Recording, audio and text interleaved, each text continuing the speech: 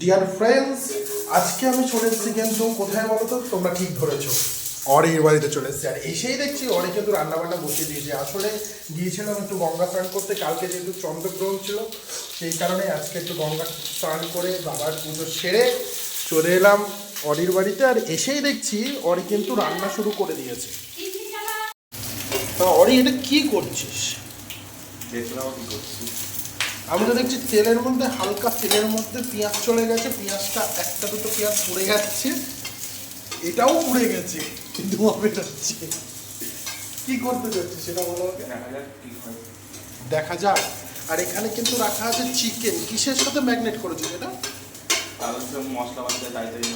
মশলাপাতির মধ্যে কি কি দিয়েছে সেটা তো শুনতে চাইবো আমরা। তুই তো ডায়েট করছিস এর জন্য। আদা, পেঁয়াজ, রসুন, টক দই আর কিছু না তো? এই সব কিছু কি একসাথে মিক্সার গ্রাইন্ডারে মিক্স করে তারপরে এর ভিতরে ঢেলে ম্যাগনেট করেছিস, তাই তো? ওকে, এটা করে রেখে দিয়েছিস। কতক্ষণ এটা কতক্ষণ রাখতে হবে? 1 ঘন্টা 40 মিনিট রাখলেই চলবে। হ্যাঁ, ওকে।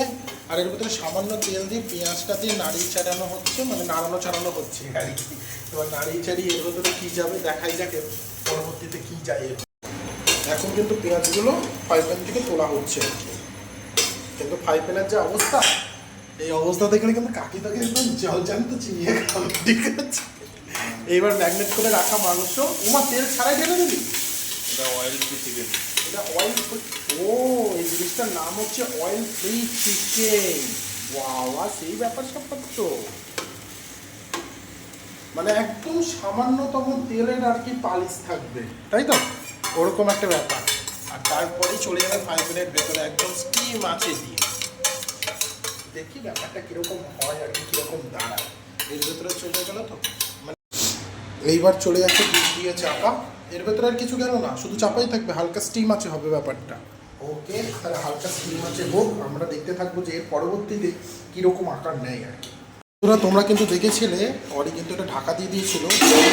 এই আস্তে আস্তে আস্তে আস্তে গন্ধটা কিন্তু সেই বেরিয়েছে। গন্ধটা কীরকম বেরিয়েছে বলো তো বন্ধুরা? সে তন্দুরি হয় না, সে যে কোনো মানে রেস্টুরেন্টে গেলে সেই চিকেনের লেগ পিসগুলো ঝুলিয়ে ঝুলিয়ে রাখা হয়, যেরকম গন্ধ বেরোয় ঠিক সেরকম গন্ধ বেরিয়েছে। কিন্তু এটা কি জল বেরোলো নাকি না তেল বেরোলো?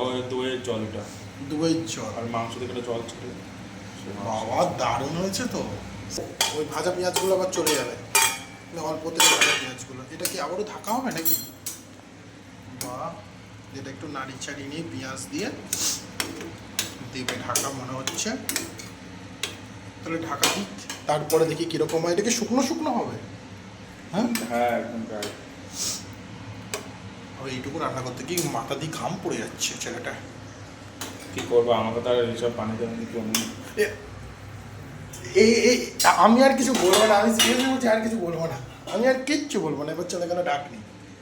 পানিও তোলা হয়ে গেছে, ব্যাপারটা পুরো শুকিয়ে এসছে। পেঁয়াজগুলো তো দেখা যাচ্ছে, পেঁয়াজগুলো কি এরকমই থাকবে? ওকে, দারুণ গন্ধ বেরিয়েছে। কিন্তু জানি না এখন কীরকম লাগবে আর কি খেতে। গন্ধটা কিন্তু দারুণ বেরিয়েছে বস, সিরিয়াসলি বলছি।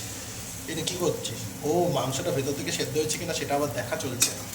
বাবা, আমাদের রান্নার দাদা কিন্তু খুব ভালো, কি তাই তো দাদা? পারি না দাদা সবই পারে, দাদা হচ্ছে বলে না, শুধু স্বীকার করে না। দারুণ গন্ধ বেরিয়েছে, হেবি সুন্দর। এবার কি নামানো হবে ব্যাপারটা? ওকে, এর ভেতরে আর কিচ্ছু যাবে? কোনো চাট মশলা কিচ্ছু না, নর্মালি এরকম?